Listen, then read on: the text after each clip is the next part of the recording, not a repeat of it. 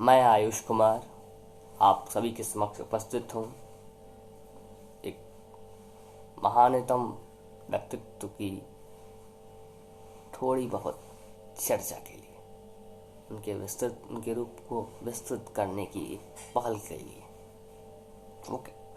एक पत्र के माध्यम से उन्होंने अपने परम मित्र को संबोधित किया है, यह कहते हुए कि आप नहीं जानते मैं कठोर वेदांती विचारों का होता हुआ भी अत्यंत कोमल हृदय का हूँ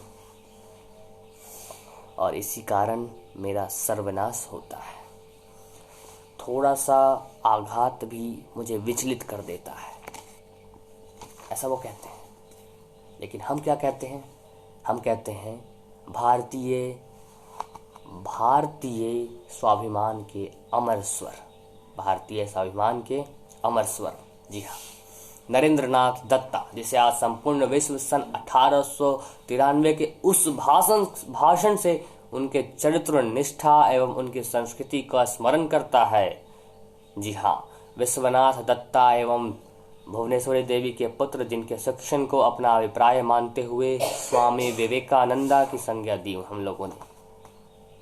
इनका जन्म 12 जनवरी यानी आज के ही दिन 1863 ईस्वी को कलकत्ता में हुआ था। विशेषता उनकी रुचि शिक्षा को एक नया आयाम देना रहा। युवा पीढ़ी को एक ऐसे मार्ग पर अग्रसर करने की अभिलाषा रखते थे जो वसुधैव कुटुंबकम की परिभाषा को परिलक्षित करता था।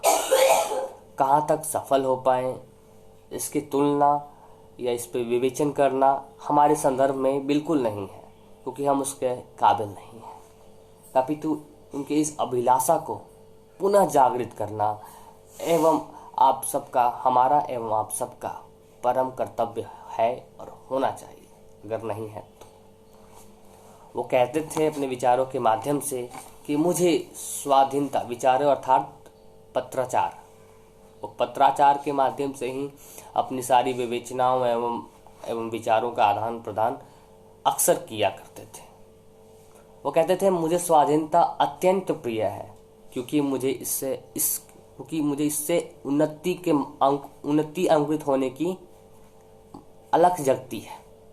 लेकिन मेरी स्वाधीनता, वही स्वाधीनता दूसरों को हानि न पहुंचाए, यह विशेष रूप से मुझे और आप सभी को इस बात का ध्यान रखना है।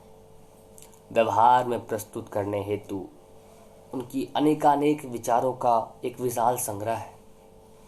सिर्फ जरूरत है हम सभी को तो एक किसी भी अध्याय का चयन करने का, अध्ययन करने हेतु, जिससे हम अपने एवं विश्व के उज्जवल भविष्य के लिए मार्ग प्रशस्त कर सकते हैं। कहते हैं अच्छे लोगों की जीवन आयु अल्प आयु की होती है। आयु सीमा, कितना सौभाग्यशाली होता ये धरा उस समय में अगर यह बात हमारी स्वामी के संदर्भ में मिथ्या साबित हो जाती है। लेकिन क्या करें, समय है। देखिए, एक साहित्यकार ने लिखा है उनके संदर्भ में, कहते हुए, स्वामी जी हमारी चिंतन परंपरा के एक ऐसे प्रतीक हैं जिन्होंने पराधीन भारत में भी विचार मग्न पूर्व की अवधारणा के उलट वह गौरव गाथा समस्त संसार को सुनाई है, जिसने पूर्व के उन्नत मस्तक का हिमालय सर्वपूज्य बना दिया है। ये बहुत बड़ी बात है अगर हम इसकी विवेचना इसकी करें तो। अंततः मैं उनके देवतुल्य ओजस्वी प्रतिभा को आत्मसात करते हुए विस्तृत रूप से उनके विचारों को क्रियान्वयन हेतु भरसक प्रयासरत रहने की प्रतिज्ञा करता हूँ और इस आशा के साथ स्वामी जी को अपना प्रणाम भेजता हूँ कि यह पहल सिर्फ और सिर्फ मुझ तक नहीं या फिर आप तक सीमित नहीं रहेगी। भविष्य में आगे भी इसकी पुष्पित पल्लवित होने की अपार संभावनाएं हैं।